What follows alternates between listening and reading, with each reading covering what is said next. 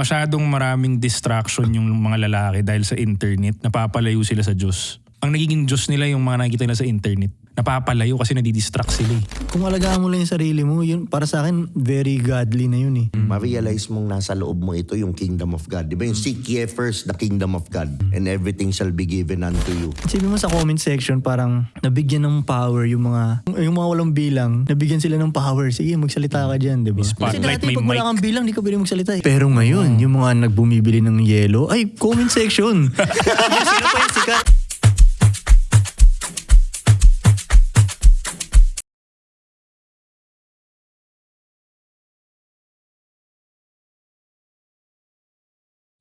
What's up guys? Welcome to the fastest growing self-improvement channel. And do you think? Ako nga pala ang host nyo, si Tio Bry. At syempre kung gusto nyo naman ng ganitong content, mag-subscribe kayo dito sa channel. Help me reach 100,000 subscribers. At syempre available din tayo sa Spotify.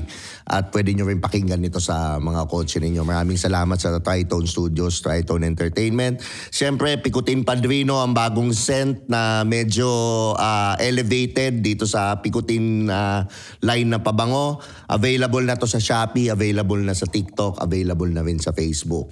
At without further ado, syempre, napaka-special ng episode natin ngayon. Kasama ko na naman ang mga idol nyong si Frank Mendoza at si Bugoy na Koy Koy. Yes, sir. Yes, sir. So ngayon, gusto ko naman pag-usapan. Simulan ko muna kay Frank kasi baka lagi na lang si Bugoy. Diba? Simulan ko muna kay Frank. Diba? Frank, napapansin natin ngayon na madami sa mga lalaki weak. Diba? So parang ano ba yung sa nakikita mo sa panahon ngayon? Ano yung mga bagay na nagpapa-weak sa lalaki? And bakit ganun yung sitwasyon? Isa-isahin natin, no? Para makakuha rin naman tayo kay Koy din. Pero ikaw muna. Sa tingin ko, yung pinaka main. Inisip ko na yung main na lang agad eh. Kasi maraming rason eh, di ba? Pero yung pinaka main tingin ko, masyadong maraming distraction yung mga lalaki dahil sa internet. Napapalayo sila sa Diyos. Okay. So imbis na aralin yung salita ng Diyos at mag-focus sa self-improvement na umayos yung sarili mo, sundin mo yung mga utos, di ba? Aralin mo palalo, mas maging maayos kang tao. Napapalayo kasi nadidistract sila eh. Parang ang nagiging Diyos nila yung mga nakikita nila sa internet. Na yun yung gusto yung sundin, ito yung gusto kong buhay, ito yung gusto kong mangyari sa buhay ko. Doon sila lost in the sauce. Di ba? Kasi parang mali yung ina-idol. Isa lang ang king eh. Yun dapat yung gayahin eh. Ang ganda nun. Yun, tingin ko yun. Parang napansin ko, napapalayo talaga yung mga bata ngayon sa Okay. sa When you say faith. napapalayo sa Diyos, do they have to be religious? Or what do they really have to do? Diba you can be with God anytime you want to. Yes, to. Sa tingin ko nga, alagaan mo lang yung sarili mo. Sumunod ka na nun eh. Sumunod ka na nun. Kasi di ba sinabi nila, ginawa ka ni God sa image niya. Ganun ba yung parang? Image and likeness of God. Yun yung sabi. Diba? Ginawa ka parang ganun. So, yung binigyan niya kanya ng katawan, ganun. So, alagaan mo ngayon. Kunyari, binigyan kita ng kotse, alagaan mo ng change oil yan. Alagaan mo ng pagpapagas yan, i-car wash mo yan. Matutuwa na yung nagbigay sa'yo ba? Tama. So, parang ganun lang. Kung alagaan mo lang yung sarili mo, yun, para sa akin, very godly na yun eh. Temple of God nga yun. Oo, di ba? Di ba? Pero sinasabi nila yun ng nasa loob. Sabi God God is within. oh, yun, di ba? God is within. Parang ganun, di ba? Right. Ganun, nasa loob mo siya. So, alagaan mo siya. Tamang pagkain yung ibibigay mo sa kanya, exercise. Pati yung sa laman din ng utak mo, makina mo. mamimili ka ng ilalagay mo dyan sa utak mo. Lagyan ko ba ng negative to, toxic, o mga ganito lang. Ganun. Yun, ang lakas na makagodly nun. Ganun. Yun kasi madaming tao ngayon hindi nila na-realize. Okay, yun ang nothing against religion. Pero sa religion kasi ang sinasabi nila, God is there. Pero yung pinaka-deeper meaning nun, kung talagang babasahin mo yung Bible, si Jesus Christ, ang tinuturo niya is God within eh. Ma-realize mong nasa loob mo ito yung kingdom of God. Di ba yung seek ye first the kingdom of God and everything shall be given unto you. Right. Unahin mo yung Amen. kingdom of God, Yep. lahat yan ma-attract mo. Amen. Buong mundo. Diba? Yes, Parang sir. ganun. Sa'yo, Koy, ano yung mga iba pang nakikita mo ngayong nakasuputan ng mga lalaki nagpapahina, yung mga bagay na nagpapasupot?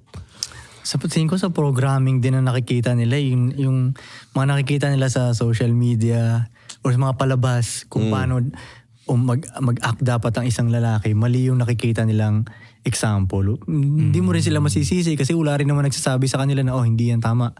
Isipin mo lagi sa mga palabas, kadalasan yung lalaki yung naghahabol dun sa babae. So, di ba?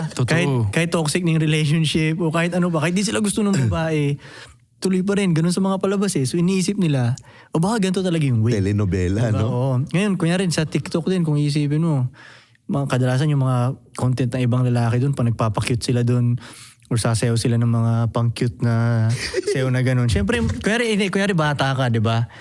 Wala pa nagturo sa'yo paano talaga. Iisipin mo, yun ang tama. Kasi ang daming comments, ang daming likes, ang daming comments, puro papuri yung nakita mo. Kahit yung mga pag tinignan mo yung comment section, yung mga babae doon, pinupuri yung lalaking yun na nagpapakute.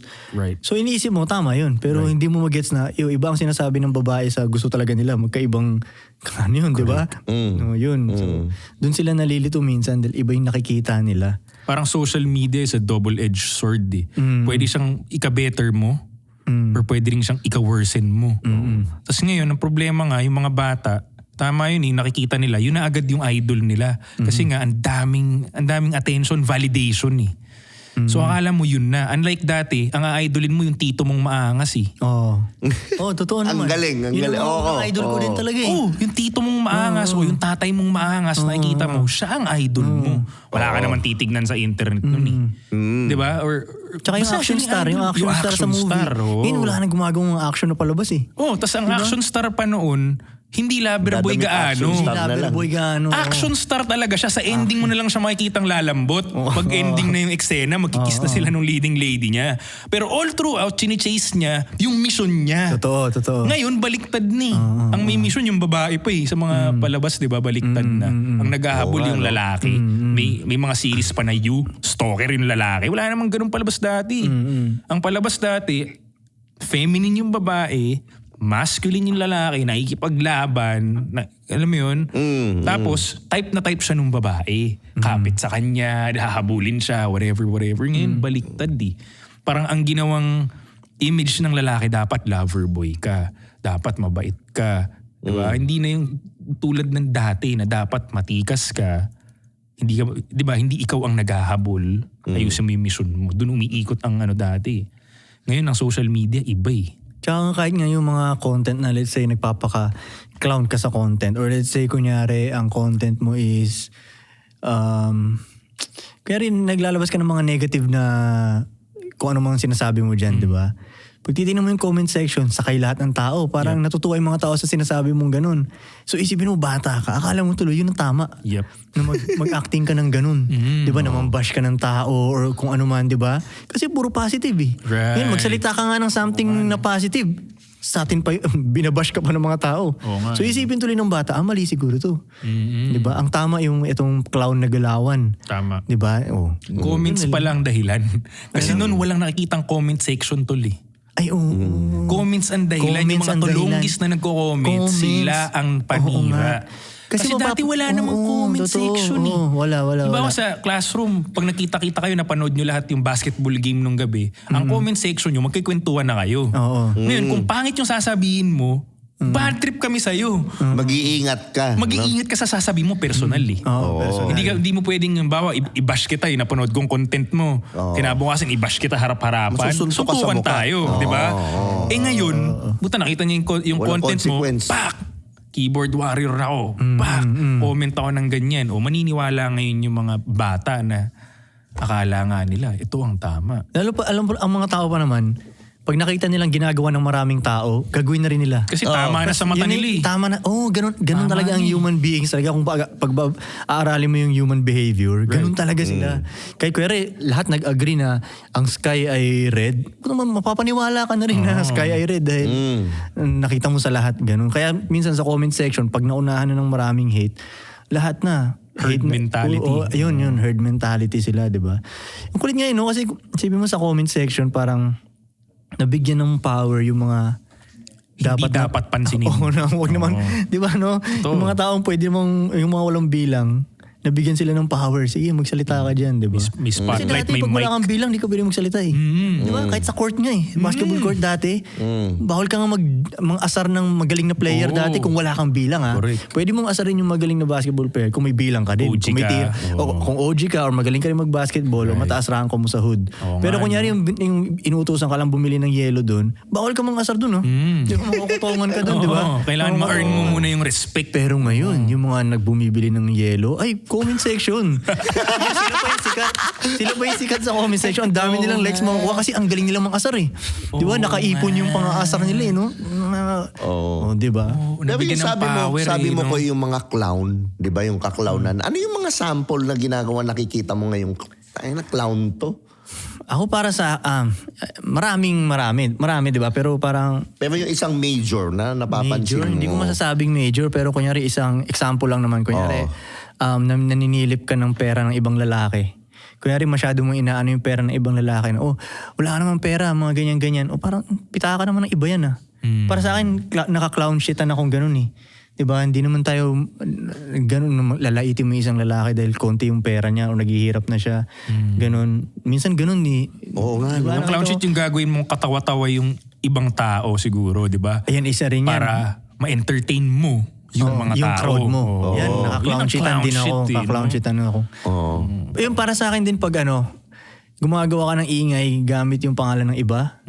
Para sa akin, gumawa ka ng ingay gamit lang yung pangalan mo lang. Tingnan natin kung kaya mo yan, di ba? Exactly. Hindi mo kaya magawa yan kasi walang interesado sa'yo. Gagamit ka ng interesting na tao para makakuha ka ng views, di ba? Yun para sa akin medyo na weak para sa Saka akin. yung mga pinapakinggan nilang influencer, yung mga tamang hindi rin naman nagwo-walk the talk.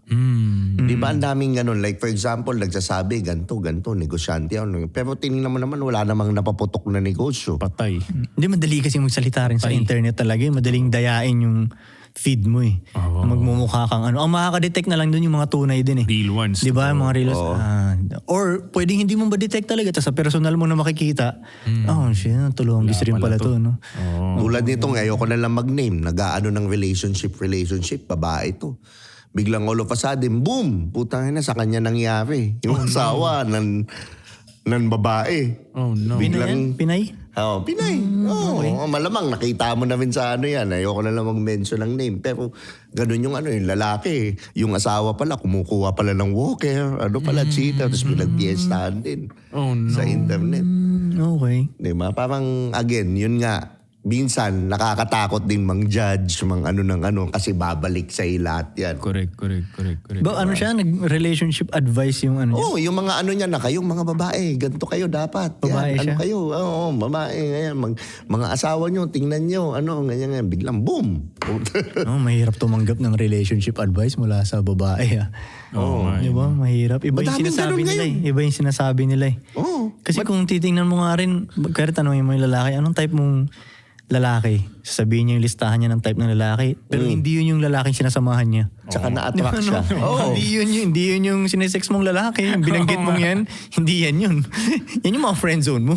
Oo nga. Di ba? Yung mga binanggit mong yan. Ang titingnan mo sa babae, yung behavior hindi yung sinasabi niya eh. Talk is cheap. Yun talaga yun. Talk is Kailangan cheap. bingi ka.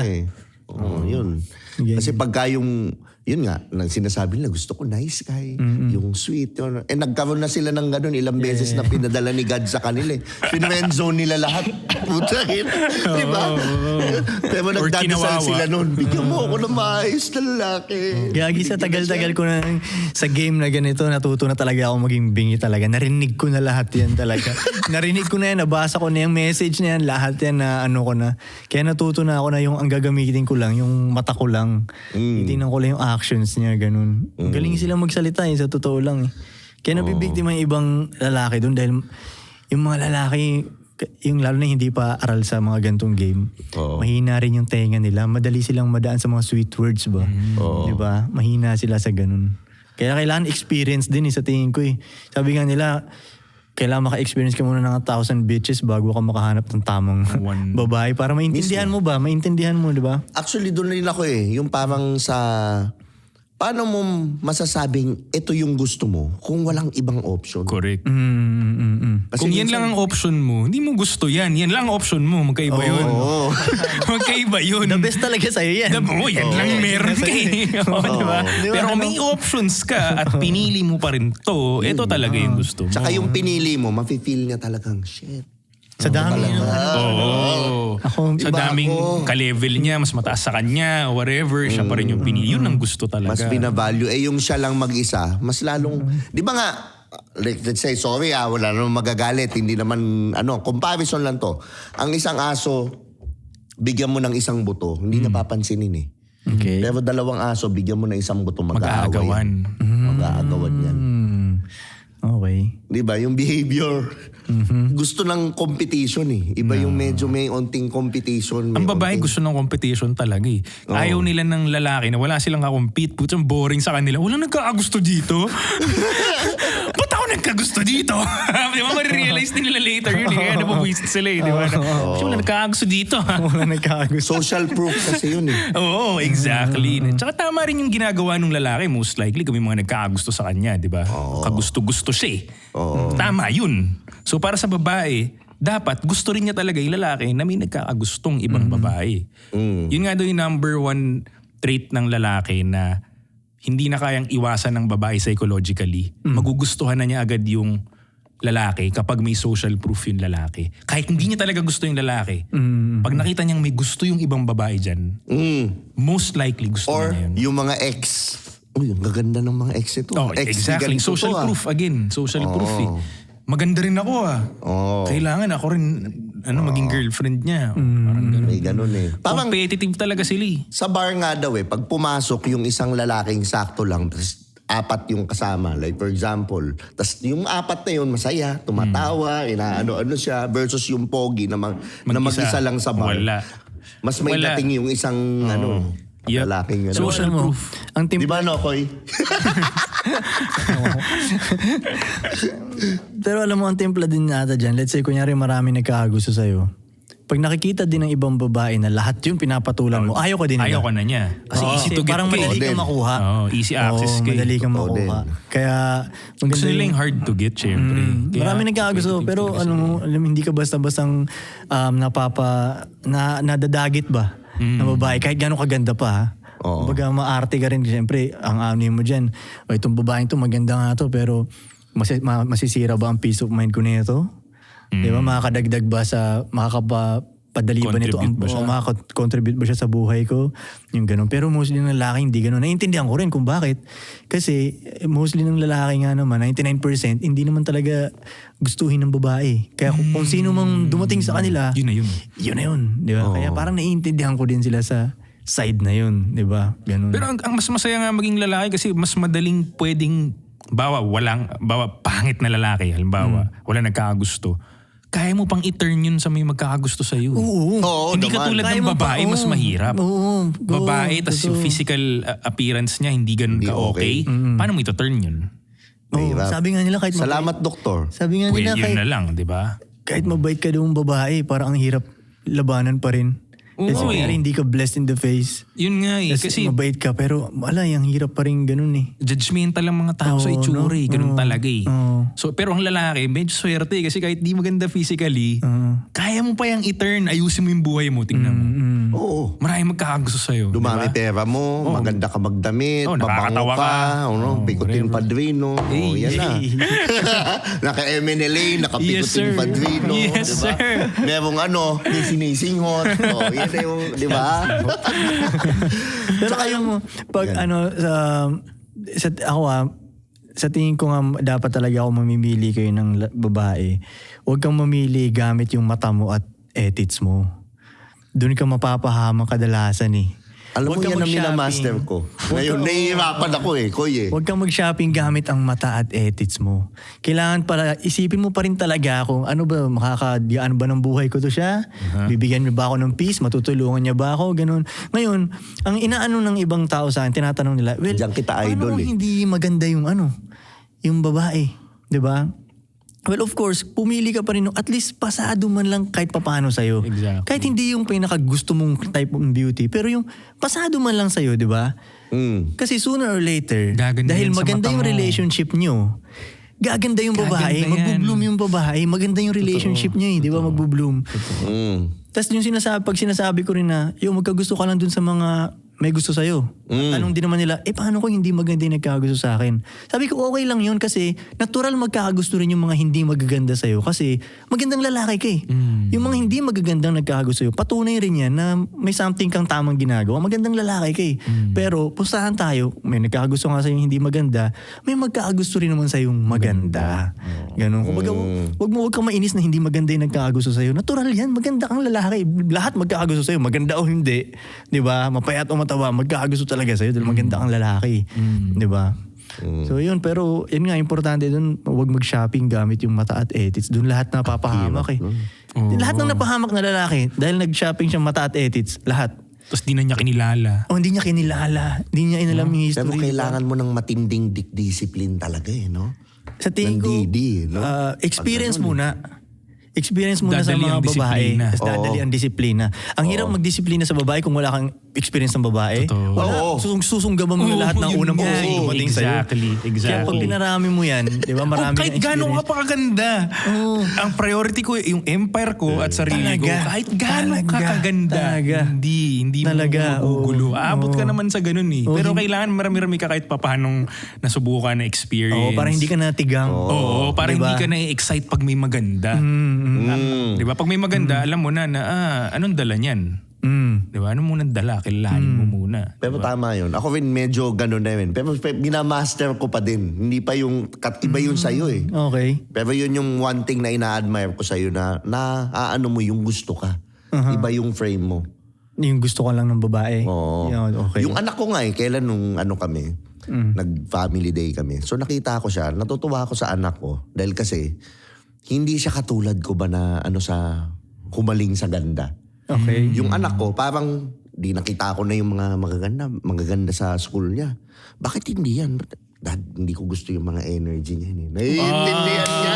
Ayos. Hindi sila para sa akin. Ayos. Pero Yes, ito yung sir. gusto ko, yung sakto lang. Hindi naman pangit. Maganda. Pero Yung gusto ko to. energy. Okay. Alam mo, tama Galing mag-isip nun. yun. Dad, di naman ako katulad mo eh. Ganun. Ayaw niya doon sa mga Miss Popular. Alam mo yung mga ganun na parang, ganun siya doon. Although kaya niya, kasi gwapo eh. Parang ganun eh. So, Buti na lang. Buti ganun yun siya. Hindi Ganun na sasakit ulo niya most likely. kumbaga iba yung programming eh. Ako kasi, siyempre, tangina yung time namin, program na ganun eh. Ang pinagkaiba lang, nakikita ko, dati, yung mga, yung corn, yung may limitation, limited access. Okay. Yung ngayon, kaya nasusupot din yung mga lalaki. Lumakas yung babae, libre ang corn. Instagram. Dumami yung mga customer. Ang daming babaeng yumaman ngayon. Di ba dun sa ganun? Na isa rin nagpapahina ng lalaki ngayon. Ang lalaki ngayon, mas gusto na nilang magtebats kaysa sa totoong babae. Kids. Di ba? Nangyayari na ngayon. Mas gusto na nilang magtebats. Tsaka na ano rin yung pagting nila sa beauty. Oo. Kasi ang dami nila nakikitang magaganda dun eh. So ngayon, ang standard of beauty nila sobrang taas na. Ang hirap din maging masayang lalaki ngayon. Dahil yung mga nagkakagusto sa'yo, hindi ka mukha nung mga mga blondie blue eyes eh. So hindi ka pumapatol dun sa may gusto tuloy sa'yo. Di ba? No? Totoo. Hahanapin mo yung gusto mo. Di ba? Doon ko na yung programming mong yun na mo eh. Kasi dati nga daw, tol, Naayos isipin mo dati nung unang panahon, ilang babaeng maganda lang ang pwedeng makita ng lalaki sa lifetime niya. Ngayon, dami no. Ngayon, Swipe ka lang ng swipe. So ngayon, ang standard of beauty nila, sobra na. Masyado Overstimulated na. Overstimulated na. Overstimulated nga. Pero sa pananaw ko naman ngayon, yung mga lalaki na kayang magdisiplina ng sarili nila, kahit napakaraming temptation, sobrang laki ng lamang nila Angas ngayon. nun. Diba? Kasi dati normal lang ang lalaking kayang umano ng temptation. Normal eh. Hindi naman mahirap eh. Ngayon mahirap na. So kung ikaw yung lalaki na kaya mong tumanggi sa temptation at this point of history, angat ka na agad. Okay din. Di ba? Okay din. Kaya nga sabi na dangerous daw ang lalaking kaya niyang kontrolin sarili niya eh. Yun ang dangerous na klase ng lalaki. Hindi mo siya basta-basta mapapagalaw eh. Lalo pag kaya mo kontrolin yung ethics mo, dangerous kang lalaki. Ang hirap na ito utuin. Diba? Naka-logic state ka lagi, diba? Logic lang, ganun, diba? Actually ako, ang tagal kong ganyan eh. Pero ngayon, yung past 2 years ko na single ako, ko, diyan ko na master yung medyo control, mag-semen retention, doon ko medyo naayos siya eh. Nakaka-liberate din kasi yung sexual power, nagiging creativity pala yun. Oh, right. Yeah. Sobrang intense power yun pag ginamit mo as creative. As Dati iniisip ko pag gusto kong, bawa nung early stages nung grind, bawa Friday night, ayahin ka ng mga tropa mo, senda ka nila ng mga videos, ang dami chicks dito, tara. Lalo ko magtatrabaho. Lalo. Ang galing nun. Trabaho. Kasi iniisip ko, yun ang gagawin nyo yan pagkatapos, pare-pareho naman kayong broke. Next week, trabaho ulit. Tapos ubusin nyo ulit sa mga chicks na yan. Di ba? Ako, gagawin ko na to. The women will come. Ako, tatrabaho lang ako, sila lalapit. Hindi ko na pumunta ng club.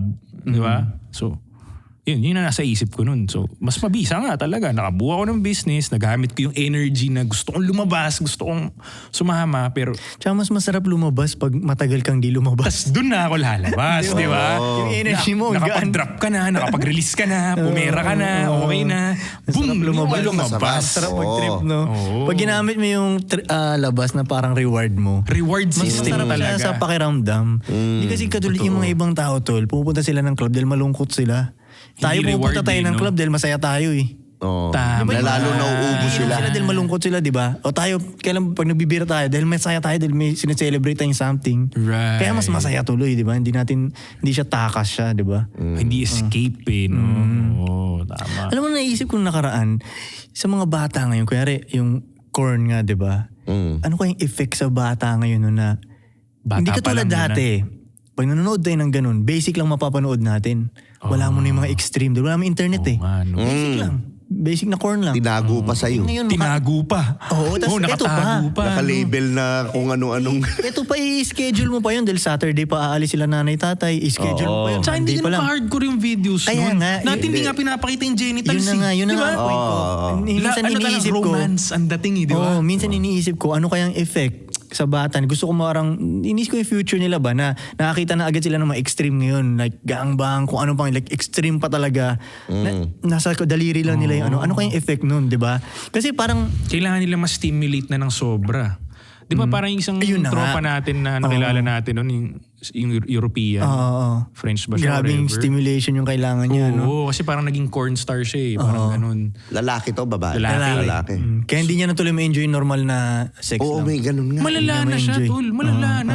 Parang breakfast, lunch, dinner kailangan, di ba? Yeah. Tapos everyday kailangan iba-iba, parang ganun. Well, lahat naman tayo. Malala na. Lahat naman tayo, wala na tayo sa basic din. Lahat tayo, lalo pag mga gantong edad, wala na rin tayo sa basic na ano. Pero hindi naman yung extreme. sobrang extreme na hindi mo na maintindihan. Extreme Alam mo yun, na pwedeng magugulo na yung buhay mo dahil masyado mo ng maraming Extreme oras, na. energy na kailangan ibigay para lang matuwa ka. Hindi ka na makapag-function ng normal. Oo, parang ganun. Pero hindi naman normal na normal, pero out of parang out of bounds na. Parang pwedeng ma-imbalance na yung buhay mo. Ayun. Hindi, Pwede na hindi mo di ba? makontrol. Sa ganung level, pwede na eh. Pwede ka Alam mo nang nga, minsan, ma-imbalance eh. iniisip ko rin, ewan ko lang kung tama to. Sa tingin ko lang parang senyalis din na grabe ka manood ng corn pag hindi mo na kaya ang gusto mo lang talaga pink na utong. Like lang pink na utong lang, ayoko ng hindi mo ma-appreciate yung ibang shades. Hindi mo ma-appreciate yung brown, yung maitim na utong hindi mo ma-appreciate. Earth tones? Nasobrahan ka na sa sa panunood. Na-program na yung utak mo na blondie lang lagi at mga ganyan lang, di ba? Hindi ka na maka-appreciate ng morena, di ba? Para sa akin, ang totoong playboy, iba't ibang shades talaga ng yan, ng kulay ang kumbaga, you appreciate different types of beauty. Yes. Ganun. Parang pag totoong car guy, na-appreciate niya ibang brand. Di ba? Hindi yung sabihin niya, hindi, Honda lang ako. Di ba? Hindi na-appreciate niya yung Toyota, Nissan, BMW, lahat gets niya yan. May kanya-kanyang beauty. May kanya-kanyang beauty yan siya. Pero ngayon, nasabi niyo yan, how do they unstimulate themselves? Ikaw, Frank. Ikaw, alam ko madami. Find something to do na mauubos yung energy mo, tas gagaling ka. Bigger mission. Yun, exactly. Pag may malaking mission talaga, magiging wala na lahat lang yan, Mas mahirap yun. Pero pag na-accomplish mo yun, dadali yung mga ibang yun. Mahirap pa rin naman. Wala mo madali, I think. Lahat mo talaga mahirap gawin eh. Alam mo nga, napag-usapan nga namin ng babae kong nakaraan habang nag-drive kami. Sabi ko, alam mo ba't lahat ng tao atat na atat maghanap ng trip tuwing weekends? Okay. Kasi wala silang ganap. Wala silang mission. Tama. Kung may mission sila, hindi naman talaga number one priority mo ang mag-trip tuwing weekends. Yung mission mo. Diba? Ganun. Na-excite ka matapos yung mission mo eh. Hindi, tsaka pag ano ka na, parang ganito, kung ikaw nakakabili ng iPhone ng weekdays, like for example, anytime you want, hindi mo na kailangan maghintay ng Pasko, hindi ka na may excite. So like us, hindi naman tayo nagtatrabaho ng di ba? Hindi naman tayo corporate. Di ba? Nothing wrong about being corporate. Pero para sa akin, hindi ko na kailangan ng break eh. Kasi na-design ko yung buhay ko na hindi ko na kailangan ng ganung break na grabe para maano. Kasi nag-i-enjoy din naman ako sa ginagawa ko. Kumbaga hindi mo na tinatakasan yung reality. Yun. Right. Mismo. Diba? Ang galing. Yun. Kaya nga sabi nila, gumawa ka ng ganung reality mo na hindi mo na kailangan takasan. Pwede mo namang ma-mission talaga eh. Brick by brick mo namang gagawin lang talaga yun eh, di ba? So umpisa hindi, pero kung i-brick by brick mo siya, magagawa mo yung reality mo na hindi mo na kailangan takasan talaga. Oo. So, tanggapin mo rin na mahirap yung on the way. Kasi baka kaya rin sila na nagkailangan mag-escape kasi ang nasa isip nila, masaya yung on the way sa mission. Kasi siguro dahil sa internet na naman, nakita nila lahat At saka sa movies din, mukhang masaya ang hustling eh. Parang ang dali-dali. Parang, parang saya-saya sa 1 hour episode, yumaman na siya eh. Di ba? Nagawa na niyo ilang episodes lang. Tapos sa social media, yung mga made it na, nagbabakasyon na, may kotse na, may maganda ng gamit, Parang ang bilis last year, hindi pa ganyan So parang negative tuloy yung nasa isip nila habang tinatahak nila yung daan. Na hindi nila naintindihan madalas na iba-iba tayo ng daan na tatahakin. Iba-iba rin ng timing. Enjoyin mo na lang. Diba? Trust the process, tas enjoyin mo na lang. Mahirap sa mahirap. Pero problemahin mo pa ba? Diba? Enjoyin mo na lang kahit yung problema eh, di ba? Enjoyin mo na lang eh. Doon pa sila nape-pressure. Tingin ko parang nawawala sila na... Again, yung lalaki dapat hindi nila na-resist yung suffering eh, no? Yun! Kasi part exactly. Yun eh. Huwag kang manlaban dyan. Hayaan mo. Exactly. Kasama yan. Mag-surfing ka dyan sa alon. Parang huwag mong salubungin. Yeah. Parang hindi lalaki, wala kang suffering. Exactly. Parang hindi nga lalaki yung dating ko. Hindi ko na nag-suffer. Diba? Kaya nga minsan yung mga, let's say, yung anak talaga ng mga rich kid talaga, yung naghahanap sila ng suffering. Totoo. Kasi parang feeling nila kulang eh. Kulang sa suffering. Natatawa ko ewan ko sinend ko ba sa'yo yun? O ikaw ba nag-send sa akin na pag mayaman ka na, gumagawa ka na ng mga gawain ng pangmahirap? Tulad ng fasting. Di ba? Yung mga mayayaman, fasting ako. Ginagawa ng mga mahirap araw-araw yun. May term cafe, no? Honestly, ako minsan may palipas lang yung tawag dun. May mga trip ako, tangina magtipid nga ako. Tangina, now is the time to fast. Mga gano'n, di ba? 4 days. Magtitipid lang pala. Now is the time to fast. Wala akong budget eh. 4 days, di ba? Tubig, putang ina. Yep. Ako sinasabay ko sa pahinga eh. Pahinga sa bahay. Doon ka magpo-4-day, doon ka magtitrain, magkukulong ka lang sa bahay, magtutulog ka. Diba? Yun, doon mo isabay. Recovery. Gano'ng matagal ba dapat? Ang fasting. Ako pinapractice ko eh. Gusto kong umabot ng 24 hours? Grabe. Target ko maabot ng 15 days eh. Oh wow. What the fuck? Ako nagawa ko 5 days. Yun, 5 days. Water fast. Water fast. Talaga? So at least 5 days, yun, 5 water days, 6 days yan. Hindi ko pa nararanasan ako nasa 4 yung days pa lang. So talaga? unting next naman 5. Gusto ko subukan.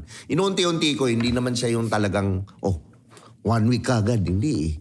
Unti-unti, just every 3 months ko ginagawa. Talaga? Or 2 months. Talaga? Prolong. Pero ang linaw sa isip, di ba? Mental clarity. Siyempre, pagkain lang nasa isip mo eh. Kaya kumukunti yung isipin mo. Clarity talaga. Gusto mo lang kumain. Gagi, alam mo.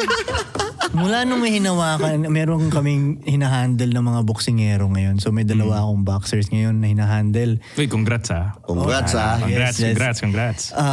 Tawag dito, nakita namin paano sila mag-prepare ng laban. So ngayon magbababa sila ng timbang. So let's say ang timbang talaga nila is 130 pounds. Or 135 ganyan. Ibababa nila ng 115 yan. Sabi mo gano'n paano yun, di ba? Ang laki. In a matter of ilang araw. Ano na lang, maikling panahon na lang. Parang gano'n na lang yun eh. So, grabe. Pag malapit na yung laban, hindi na sila makaisip. Parang natulala na silang gano'n, no? Ang hina na nila. Grabe yung disiplina yung ginagawa na. Bawal mo uminom ng tubig. Dumudura nga eh. Kailangan dura mo yan. Ganon. Sipin mo, titraining ka ng umaga. Papawisan ka. Bawal ka uminom ng tubig. Makakainom ka lang ng tubig sa gabi na pagkakain na kayo. Bawal pang marami. Iba ang disiplina ng boksingero. Iba Before weigh-in yan. Pero pag nag-weigh-in, okay na. Kain na sila. Ito na nakaka-elib sa kanila. After weigh-in sila 115. Pagkain, mamaya-maya, 130 ulit. Paano yun? 128 ulit. Ang lalaki agad ng katawan. Kasi nakakondisyon sila eh. Tsaka una, kaya mo lang gawin yung ginagawa nila na magbabawas ka ng timbang ng ganong kabilis kung nakakondisyon yung katawan mo. Pero pag ordinaryong tao ka lang, patay ka. Yari ka dun, patay ka. Tapos makikipagsuntukan ka pa araw-araw sa training habang nagbabawas ka pa ng timbang. Grabe. Grabe talaga. Tuyong-tuyo na sila. Warriors talaga. Pero, Built from pain, no? Kaya rin nila kayang gawin yun. Sabi ko, kaya nila kayang gawin yan at hindi natin kayang gawin yan. Kasi tayo may isipin eh. Sila boxing lang naman eh. Yun ang isipin nila. Training lang naman ang kailangan nilang gawin eh. Diba? Tayo hindi eh. May business pa tayo. Hindi natin kaya. Huwag kumain, may business. Baka magkamali ka ng mga pindot sa ads mo dyan. Di ba? Ano naigil mo? Mamali ka ng utos mo. Kailangan mo ng utak mo. Sila itutulog lang naman nila yan eh. Oo nga. Diba? Oo nga. Pero alam mo, natutuwa din ako nung na-introduce ako dyan sa mundo ng boxing. Kung gaano ka-humble yung mga boksingero. Hindi mo papansin. Tapos kalmado, no? Sa basketball, di ba? Kaya mga basketball, lagi may nag-aaway, di ba? Sa mga Facebook, lagi ko nga nakikita yan eh. Basketball, mag-aaway sila doon, mga basketball player. Nai-guess ko, kasi hindi kayo lagi nakikipagsuntukan eh. Di ba? Siguro, Ito tol, sumama ako, yung mga boksingerong kilala ko, sumali sila ng liga ng basketball. Sumama ako sa kanila. Kitang-kita ko sa kanila na ayaw talaga nila makapagsuntukan. Kasi sa isip nila, day off nga namin eh. Basketball kasi gusto namin pahinga. namin makipagsuntukan. Gusto makipagsuntukan pa kami dito. Dati daw, muntik magkaaway. Sabi nung isang boksingero, Sir, kayong bahala. Kami, nag-basketball kami para hindi kami makapagsuntukan. Pero kung gusto nyo, hindi. Basta kami ayaw talaga namin, ha? Ayos Diba? din eh, no? Alam mo kaya gusto ko ng fight community, tol. Kasi napansin ko, itong mga taong to, wired yung brains nila na parang makalumang tao sila.